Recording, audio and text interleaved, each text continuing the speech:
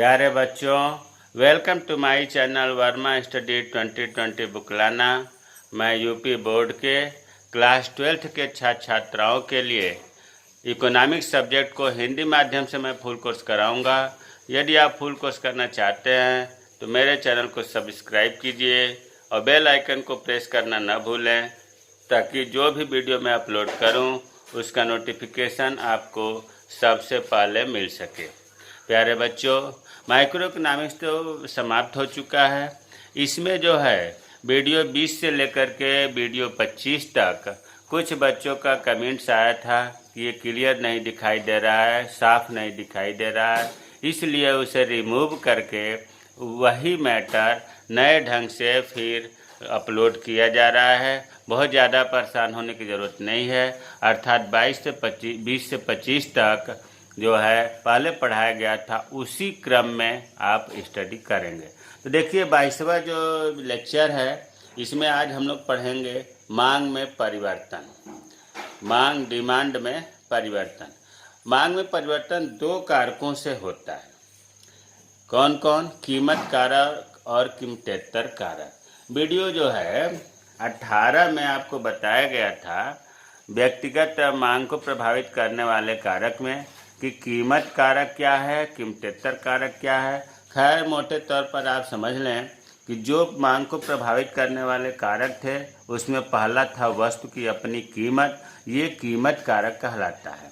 उसके बाद जो उसमें कारक थे जैसे संबंधित वस्तु की कीमत, उपभोक्ता की आय, उपभोक्ता की रुचि इत्यादि, ये कीमतेतर कारक कहलाते हैं। ये चीज़ क्लियर हो गया होगा।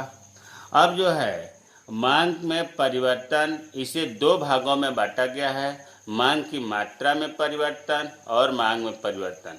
देखिए इस मांग में परिवर्तन और इस मांग में परिवर्तन में अंतर है। ये मांग में परिवर्तन इन दोनों का पिता है और ये इसका बेटा है। नाम भले ही एक जैसा दिख रहा है, कार्य अलग है। तो मांग में परिवर्तन दो तरह का हुआ। मांग की मात्रा में परिवर्तन, मात्रा सब जरूर याद रखें, और मांग में परिवर्तन। तो पहले हम इसे पढ़ते हैं, मांग की मात्रा में परिवर्तन किसे कहते हैं।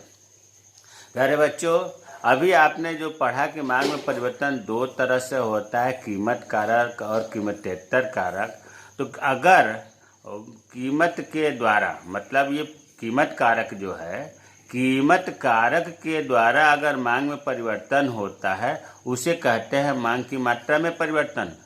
कीमत कारक कहिए या वस्तु की अपनी कीमत कहिए, एक ही बात है, क्योंकि इसमें एक ही चीज़ है, केवल वस्तु की अपनी कीमत। तो ये तो इतना रट जाना चाहिए कि दिमाग में बैठ जाना चाहिए कि जब कीमत कारक के द्वारा मांग में वृद्धि होती है या कमी होती है, वृद्धि या कमी को मिलाकर परिवर्तन कहते हैं। तो जब कीमत कारकों के द्वारा, कारकों का कहें एक ही है, तो कीमत कारक के द्वारा मांग में परिवर्तन होता है उसे मांग की मात्रा में परिवर्तन कहते हैं।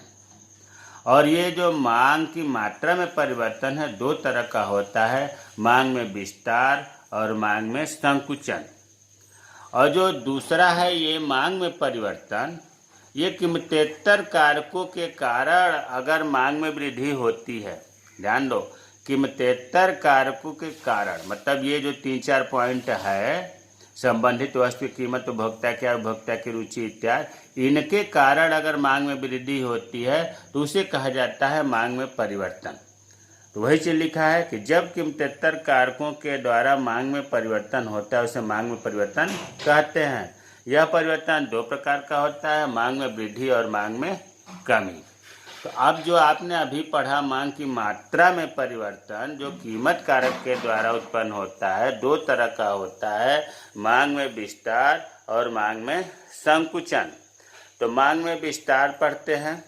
अन्य बातों के समान रहने पर, अन्य बातों का मतलब ये हुआ कि कीमतेतर कारकों में कोई परिवर्तन न हो।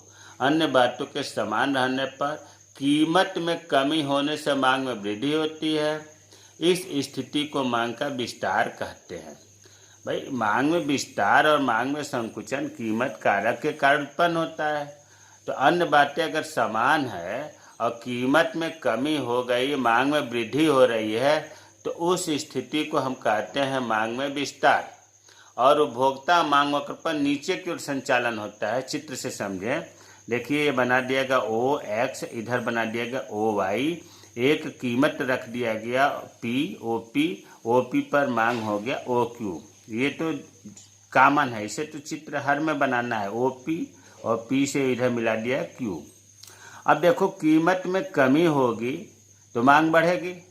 पहले ओ पी पर ओ क्यू मांग था, अब ओ पी वन कीमत हो गया घट करके, तो मांग क्या हो गई, ओ क्यू से बढ़ करके ओ क्यू वन हो गया।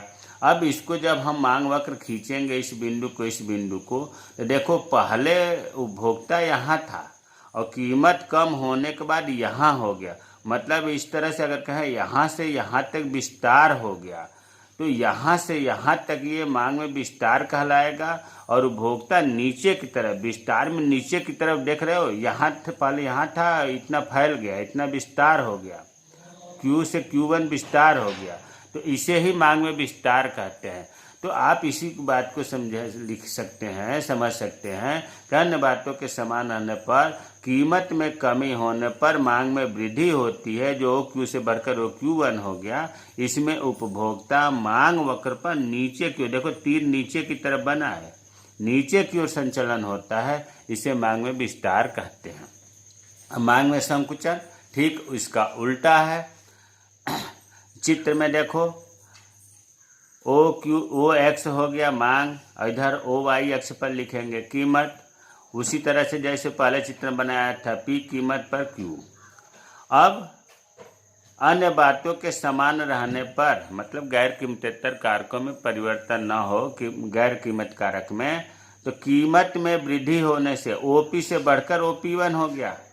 और जब कीमत में वृद्धि होगी तो क्या होता है मांग का नियम, मांग कम होती है। देखो पहले ओपी पर ओ क्यू मांग था ना, देखो पी यहाँ से ओ क्यू था, और जैसे ही कीमत ओपी से बढ़कर ओपी1 हो गया, मांग जो है ओ क्यू से घटकर ओ क्यू1 हो गया, इतना ये कम हो गया। पहले उपभोक्ता यहाँ था और कीमत बढ़ने के बाद यहाँ आ गया, फिर इसे मिलाकर खींचेंगे मांग वक्र, तो हम इसे तीर से दिखाएंगे कि ये मांग में संकुचन हो रहा है, मतलब यहाँ से लेकर यहाँ तक इतना कम हो गया, सिकुड़ गया। क्यों सिकुड़ गया, क्योंकि कीमत में वृद्धि हो गई।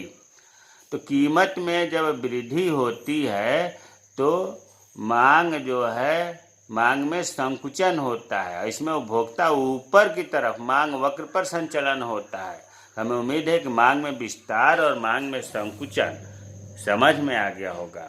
अब है मांग में वृद्धि। मांग में वृद्धि और मांग में कमी अभी ऊपर बताया गया था कि मांग की मात्रा के प्रकार है। मांग की मात्रा का मतलब हुआ कि कीमतेतर कारकों के कारण जो परिवर्तन होता है मांग में, उसे हम कहते हैं मांग में परिवर्तन। मांग में परिवर्तन दो तरह का होता है, मांग में वृद्धि और मांग में कमी। देखिए लिखा है, जब कीमतेतर कारकों के कारण वस्तु की उसी कीमत पर अधिक मांग या अधिक ऊंची कीमत पर वस्तु की उतनी ही मांग होती है, तो इसे मांग की वृद्धि कहते हैं। इस स्थिति में मांग वक्र दाईं ओर खिसकता है। चित्र से समझते हैं, इधर ओ एक्स अक्ष हो गया, मांग लिखेंगे, इधर ओ वाई पर कीमत लिखेंगे, ओ पी कीमत पर ओ क्यू हम जो है मांग दिखा दिए।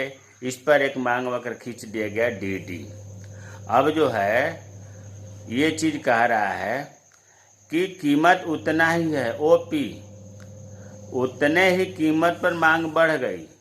देखो ओ क्यू से बढ़कर ओ क्यू वन हो गई, इतना मांग बढ़ गई इतना, और कीमत उतना ही है।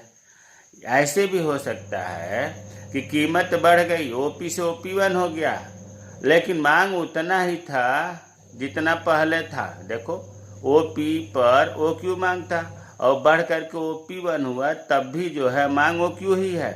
इस पॉइंट को ढक करके रेखा खींचेंगे तो ये निष्कर्ष निकलेगा कि मांग वक्र दाहिने ओर खिसक गया। जब कीमतेतर कारकों के कारण मांग में वृद्धि होती है तो मांग वक्र दाहिने ओर खिसकता है, याद रखने की बात है। अब अगर ये चीज़ नहीं समझ में आया तो एक लाइन आप केवल याद रखिए कि जब मांग में वृद्धि होती है, ये तो याद है कि कीमतेतर कारकों के कारण मांग में वृद्धि होती है, कीमतेतर कारकों के कारण अगर मांग में कमी होती है तो मांग में परिवर्तन कहलाता है। तो जब मांग में वृद्धि होती है तो इतना केवल याद रखिए कि मांग वक्र दाईं ओर खिसकता है। देखो ये पहले वाला था और ये जब मांग में वृद्धि हुई। अब मांग में कमी, मांग में कमी इसका ठीक उल्टा होता है, अर्थात इसमें जो है कीमतेतर कारकों के कारण अगर मांग में कमी होती है तो मांग वक्र बाईं ओर खिसकता है। देखिए, जब कीमतेतर कारकों के कारण वस्तु की उसी कीमत पर कम मांग या कम कीमत पर वस्तु की उतनी ही मांग होती है तो इसे मांग में कमी कहते हैं। ऐसी स्थिति में मांग वक्र बाईं ओर खिसकता है। ओ एक्स पर मांग लिखा, ओ वाई पर कीमत लिखा, ओ पी कीमत पर ओ क्यू मांग दिखा दिया, और अब जो है ये ओ पी पर ओ क्यू मांग हो गया। अब ये कह रहा है कि इसी कीमत पर, मतलब ओपी कीमत पर ही मांग कम हो गई, कीमत उतना ही है और मांग कम हो गई, ओ क्यू से ओ क्यू वन हो गया।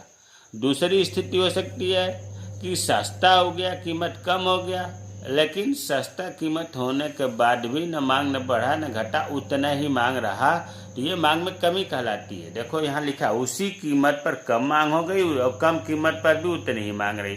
अगर ये चीज़ नहीं समझ में आता है तो आप इतना याद रखें जो बहुत महत्वपूर्ण है कि मांग में अगर कमी होती है तो मांग वक्र बाईं ओर खिसकता है। बस, मांग में वृद्धि होती है तो मांग वक्र दाईं ओर खिसकता है, मांग में कमी होती है तो मांग वक्र बाईं ओर खिसकता है। हमें उम्मीद है कि मांग में वृद्धि, मांग में कमी, मांग में विस्तार, मांग में संकुचन समझ में आया होगा।